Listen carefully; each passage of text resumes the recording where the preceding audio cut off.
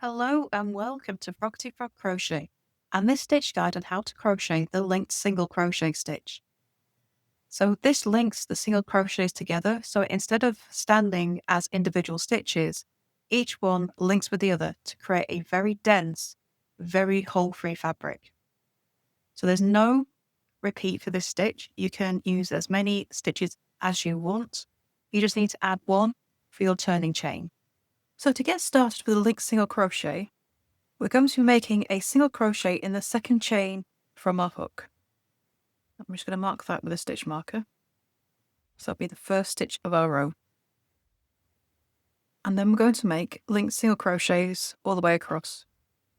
So to make a linked single, you're going to push your hook through this sidebar of this stitch here. Okay. So straight through there, and then hook straight into the next chain. Yarn over, pull up a loop. You've got 3 loops on your hook. Yarn over, pull through all 3 loops. And that is a linked single crochet. So you end up with these 3 bars, your top loops, this diagonal bar, and then this straight bar at the side. And it's this straight bar at the side that we're going to be working into next. Hook into that sidebar, hook straight into the next chain, yarn over, pull up a loop, 3 loops on your hook, yarn over, pull through all 3 loops. And that's all there is to the linked single crochet. So you just keep doing that all the way across your row. You'll have 3 loops on your hook every single time, and it leaves these diagonal bars in view, and that's what creates this beautiful diagonal look to the stitches. So you've got 3 loops, top loops, diagonal bar, and the side loop. Always work into that side loop, then straight into the next stitch. Yarn over, pull up a loop, 3 loops on your hook, yarn over, pull through all 3 loops. See how I get this lovely kind of braided look going across. And you just keep doing that all the way across your row. Into the sidebar, straight into the next chain, yarn over, pull up a loop, yarn over, pull through all 3 loops.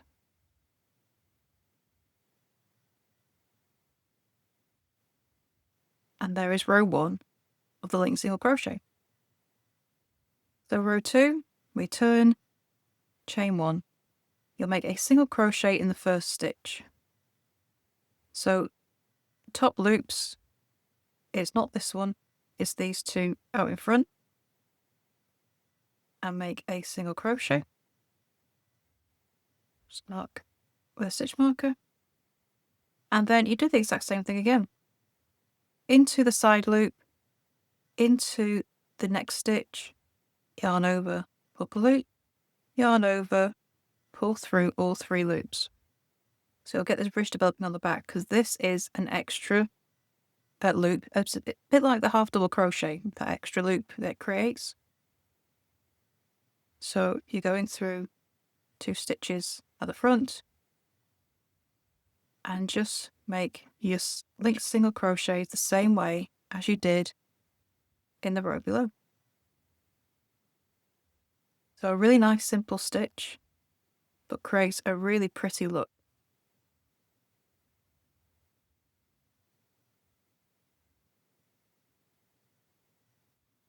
So related to this stitch is the single herringbone stitch, which is difficult because it involves making linked single crochets backwards to create kind of a fishbone like look.